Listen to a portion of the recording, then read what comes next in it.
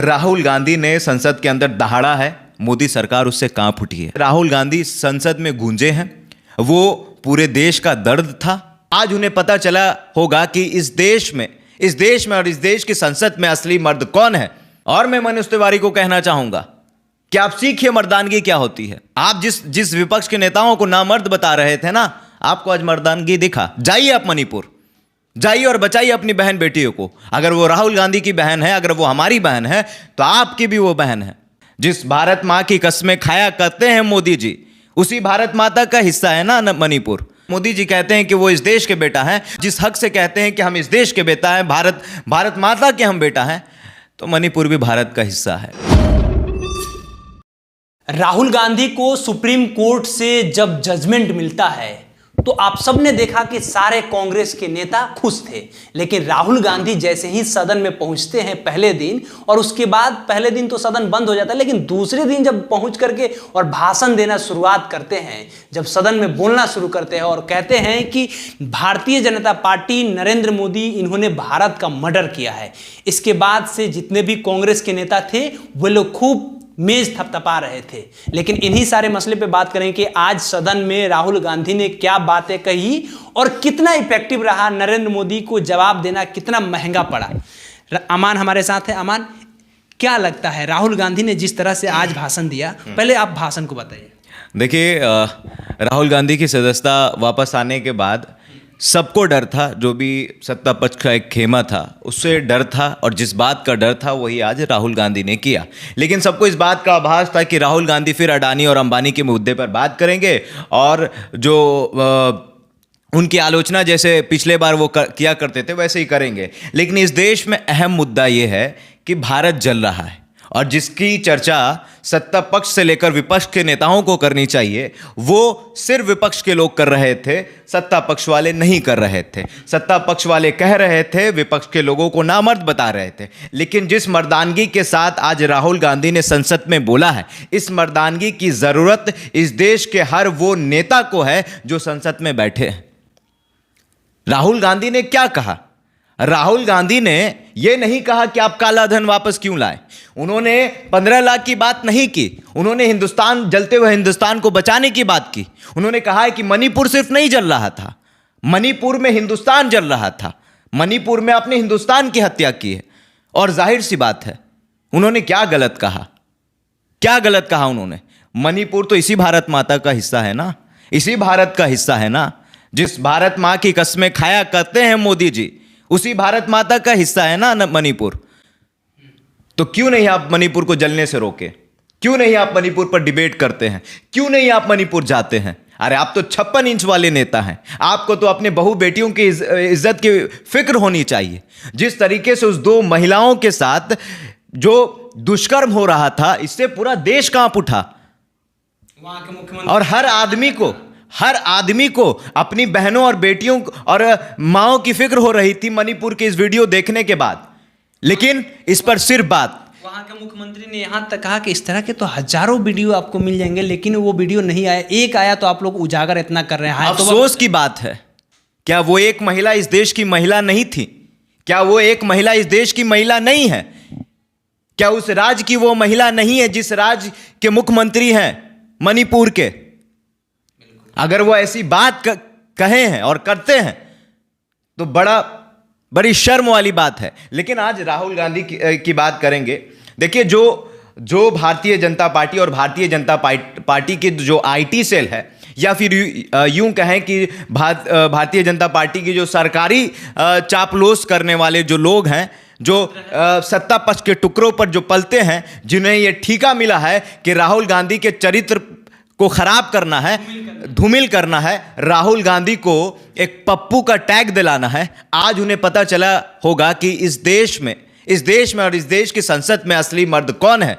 मैं पूछना चाहता हूं मनोज तिवारी से, आप जिस विपक्ष के नेताओं को नामर्द बता रहे थे, आज उसने बुलंद आवाज के साथ आज उसने अपनी मर्दानगी को दिखाया है। और किसके लिए? अमेरिका के लिए नहीं, ऑस्ट्रेलिया के लिए नहीं, यूएस के लिए नहीं, इस देश की महिलाओं के लिए, इस देश की बेटियों के लिए। आप ही ने कहा था कि बेटी बचाओ बेटी पढ़ाओ। लेकिन आप देख लीजिए, और राहुल गांधी जिस तरीके से विपक्ष के लोगों को और सारे लोगों को इसी तरीके से सब चीज त्याग कर देश के बारे में सोचना चाहिए। आज राहुल गांधी ने मणिपुर की बात की, आज राहुल गांधी ने हरियाणा की बात की, पूरे हिंदुस्तान की बात की। आप देख लीजिए, पूरा हिंदुस्तान जल रहा है केशव जी, पूरा हिंदुस्तान जल रहा है।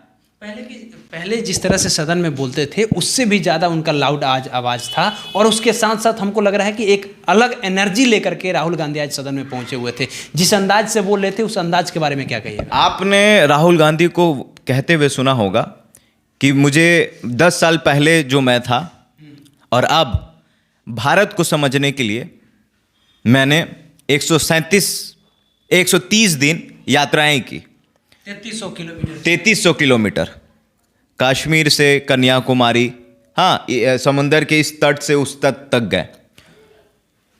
तो वो सारे लोगों से मिल रहे थे, चाहे वो किसान हो, चाहे वो युवा नौजवान हो, चाहे वो मुस्लिम हो, हिंदू हो, सिख हो, ईसाई हो। इस देश में कई हजार जाति धर्म के लोग रहते हैं, और कश्मीर से कन्याकुमारी तक हर लोगों से राहुल गांधी ने मिला, और राहुल गांधी से भी सब लोग मिले।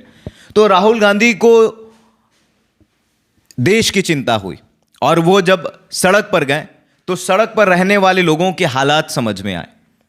सारे लोग बिल्डिंग में नहीं रहते, हालांकि बिल्डिंग वाले लोग भी आ रहे थे, सड़क वाले भी लोग आ रहे थे, लेकिन जब उनसे किसान मिलते थे, मजदूर किस्म के लोग मिलते थे, कोई डिसेबल लोग मिलते थे, तो सबका उन्हें दर्द समझ में आया, और सबने एक ही चीज कहा, हिंदुस्तान को बचाना है, भारत को जोड़ना है। हर दिन भारत टूट रहा है, और इस भारत को तोड़ने के लिए ना दो लोग, एक को कह रहे हैं या नरेंद्र मोदी और अमित शाह को? बिल्कुल, हम क्या कह रहे हैं कि इस भारत को तोड़ने में दो लोगों का सहयोग है।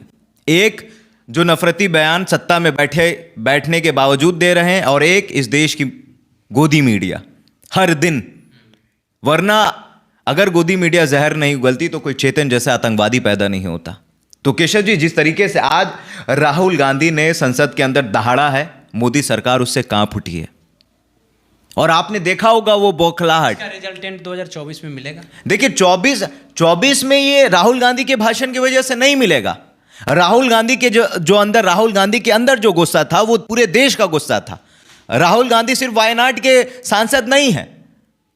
राहुल गांधी ने क्या कहा कि पूरा मेरा हिंदुस्तान घर है, और उन्होंने 130 दिन में कश्मीर से कन्याकुमारी तक नाप दिया, सारे लोगों से मिला। उन्होंने कहा कि यात्राएं जारी रहेगी और पूरा हिंदुस्तान वो नापेंगे, क्योंकि पूरा हिंदुस्तान राहुल गांधी का है और उतना ही मोदी जी का है, उतना ही हर इंसान का होता है। एक हाँ, नहीं, हर वही कह रहे हैं कि जितना राहुल गांधी का है, जितना मोदी जी का है। अगर मोदी जी कहते हैं कि वो इस देश के बेटा हैं, तो राहुल गांधी का भी ये देश है।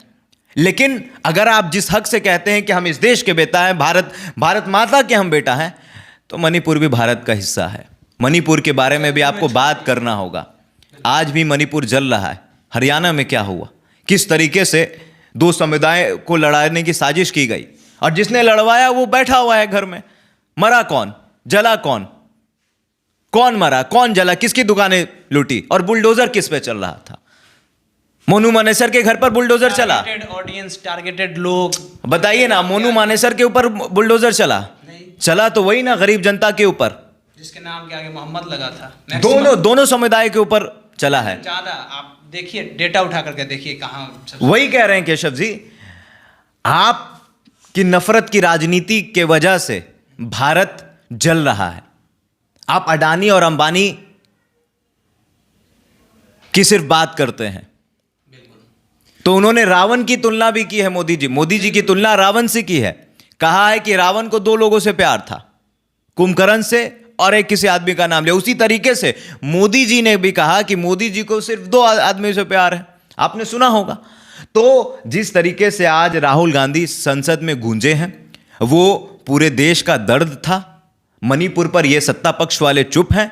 और मैं मनोज तिवारी को कहना चाहूंगा कि आप सीखिए मर्दानगी क्या होती है, सीखिए ना कैसा है। आप जिस विपक्ष के नेताओं को नामर्द बता रहे थे ना, आपको आज मर्दानगी दिखा। जाइए आप मणिपुर, जाइए और बचाइए अपनी बहन बेटियों को। अगर वो राहुल गांधी की बहन है, अगर वो हमारी बहन है, तो आपकी भी वो बहन है। बिल्कुल। देश की एक महिलाएं सभी किसी की बहन है।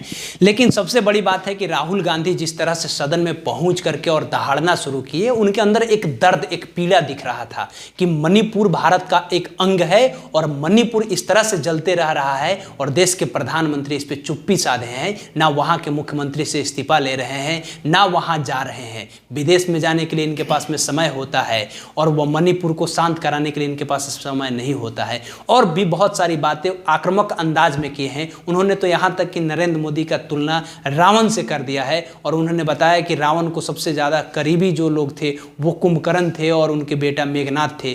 ठीक उसी तरह से नरेंद्र मोदी के भी करीबी जो लोग हैं, आज भी जिस तरह से सदन में पहले दहाड़ा करते थे, अडानी अंबानी का मुखरता से नाम लेते थे, ठीक वैसे ही उसी अंदाज में आज भी उन लोगों का नाम ले रहे हैं। ये कहीं ना कहीं आने वाले समय में एक हवा को बदलने की कोशिश हो रही है और हमें जहां तक लगता है कि इसका जवाब भारतीय जनता पार्टी के नेताओं के पास में अब नहीं होगा, जिस तरह से अमान ने बताया। बाकी आपका क्या कहना है, आप इस पर क्या सोचते हैं? मणिपुर जल रहा है और राहुल गांधी ने जो सदन में बातें कही वो कितनी सटीक बातें कही, कितने कम शब्दों में कितनी बड़ी बड़ी बातें कही, ये सब चीजें देखने लायक है। आप अपनी प्रतिक्रिया कमेंट बॉक्स में दीजिएगा।